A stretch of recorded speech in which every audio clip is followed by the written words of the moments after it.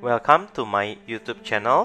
Kali ini saya akan share pengalaman jalan-jalan kembali ke Museum Nasional Indonesia atau dikenal dengan Museum Gajah Part 1.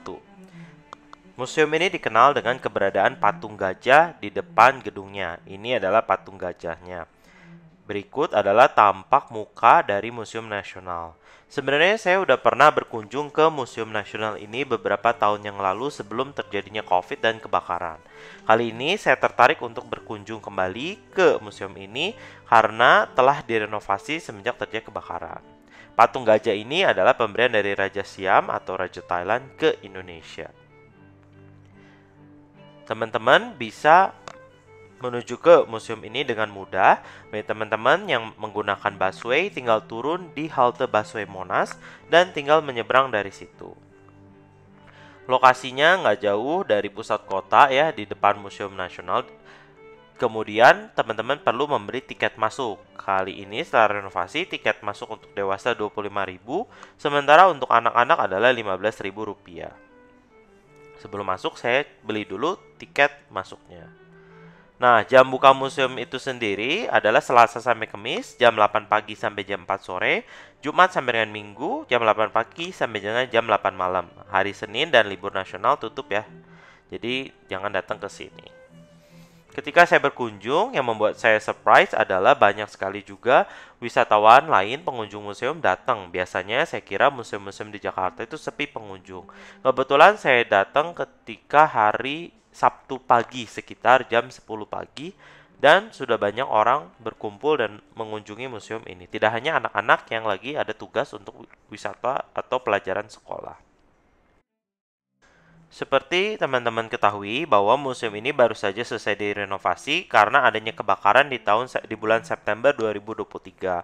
Dan museum ini baru dibuka kembali untuk umum bisa mengunjungi 15 Oktober 2024.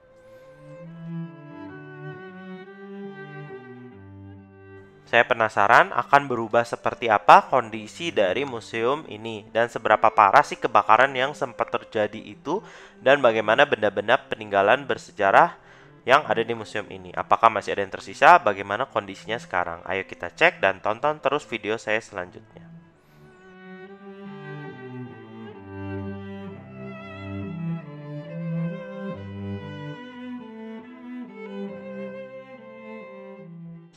Setelah membeli tiket untuk masuk, saatnya kita akan masuk ke dalam gedung museum ini.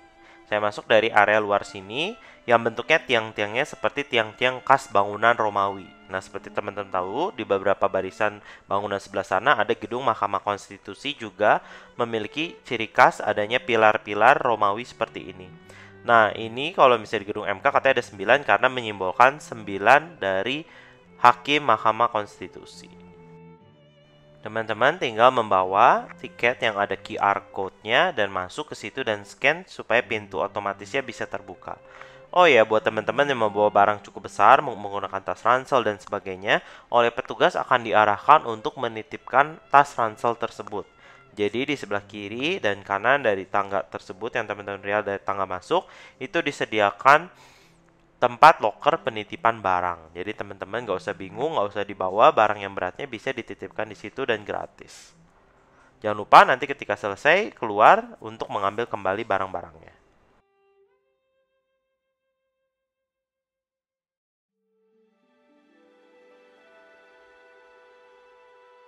Setelah scan tiket masuk, ini pemandangan ke arah luar ya, ke arah tadi yang tiang-tiang pilar-pilar Romawi tersebut. Ketika masuk, teman-teman langsung disambut dengan sebuah arca yang unik atau khas, yaitu lambang dari salah satu universitas negeri di Indonesia, yaitu Ganesha.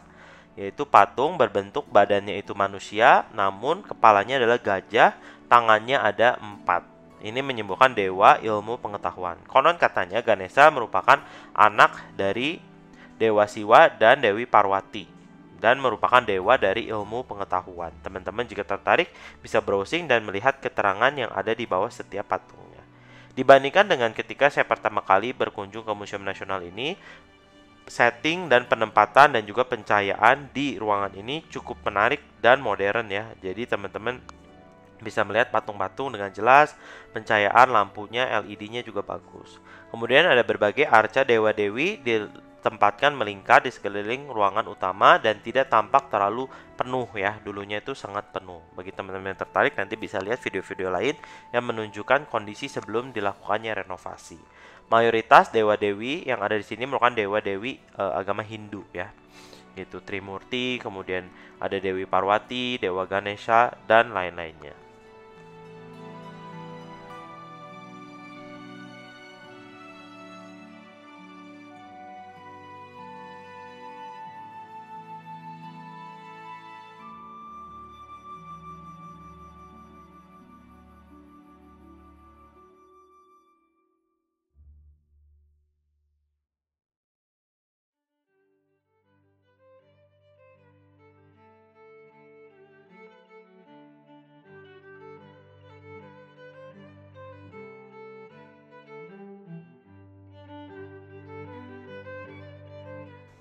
Ada satu arca yang menarik yang ditempatkan di tengah di sini yang katanya adalah arca seorang ratu. Kemungkinan menunjukkan Suhita, yaitu seorang ratu di kerajaan Majapahit. Nah, ini cukup detail ya, jadi pahatannya tuh sangat detail dan lucunya di bagian belakangnya juga ada bentuk seperti bunga-bunga dan sangat detail. Biasanya kan di belakang arca itu menempel tembok atau menempel pada batu candi sehingga tidak detail. Namun jika teman-teman nanti perhatikan di bagian belakang dari arca ratu ini sangat detail, ada bentuk seperti bunga dan tumbuh-tumbuhan.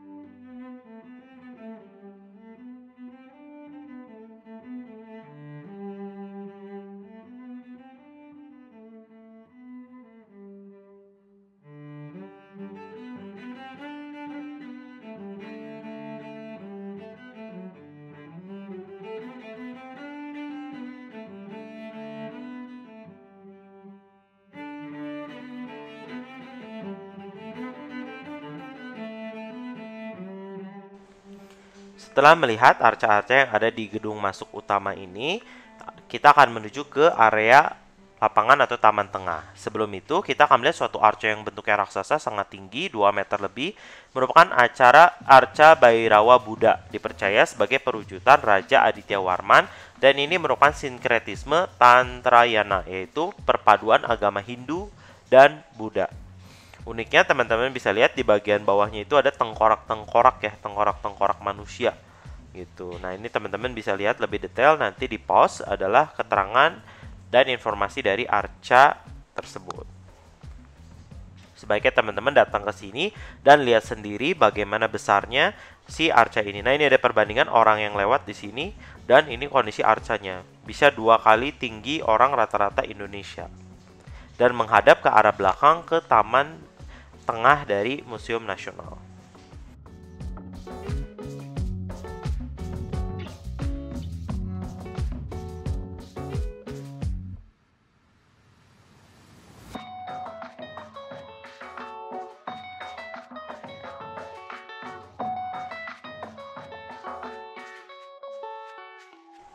Ini adalah bagian tengah dari Museum Nasional Indonesia berupa lapangan terbuka dan ada taman di tengahnya. Sama seperti sebelum renovasi, ada berbagai arca juga diletakkan di sini. Yang menjadi maskot utamanya adalah arca dari lembu Nandi. Nanti kita akan lihat lebih dekat. Nah, ini saya jalan keluar dari tadi pintu menuju ke lapangan atau taman tengah. Bentuknya seperti papan catur, ada yang warnanya hijau, semen, dan juga rumput. Nah, di kiri kanan di sini ada arca juga di pintu keluarnya.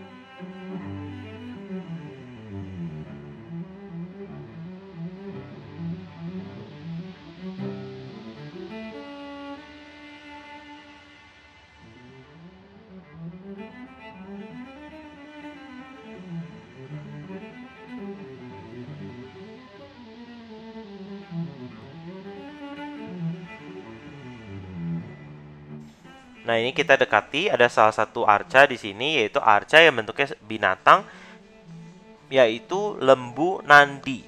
Konon katanya, berdasarkan informasi di situ, bahwa lembu nandi ini merupakan kendaraan dari dewa Siwa, sehingga sangat dihormati. Dan juga kalau di India ya, atau umat beragama Hindu umumnya tidak memakan sapi atau lembu karena merupakan kendaraan dari dewa Siwa. Ini adalah yang aktor utamanya, yaitu lembu nandi yang ukurannya cukup besar. Katanya ini beratnya mencapai beberapa ton, sehingga pemindahannya menggunakan alat berat. Itu tadinya posisinya lebih ke tengah, sekarang ini agak mundur ke belakang. Dan teman-teman bisa lihat ada bentuk lonceng yang dikalungkan di leher dari patung nandi tersebut.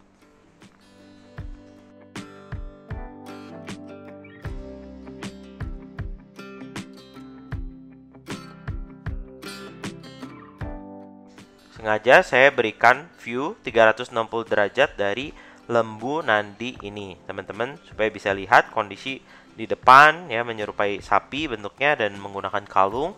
Kemudian dari samping, nah ini kan saya berputar berlawanan arah dari jarum jam. Teman-teman bisa lihat ya, detail kakinya, kuku kakinya, kemudian ada ekornya, bagian belakangnya, dan seterusnya. Nanti kalau mau lebih detail, mau lihat lebih detail, sebaiknya teman-teman datang ke Museum Nasional ini.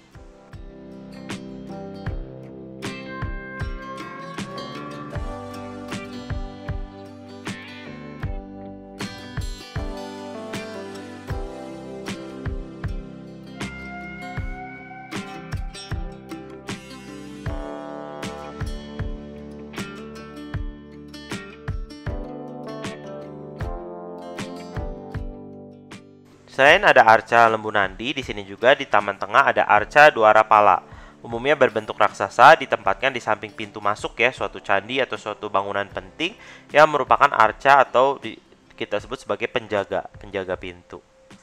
Seperti itu. Biasanya membawa gada ya, simbol dia menjaga.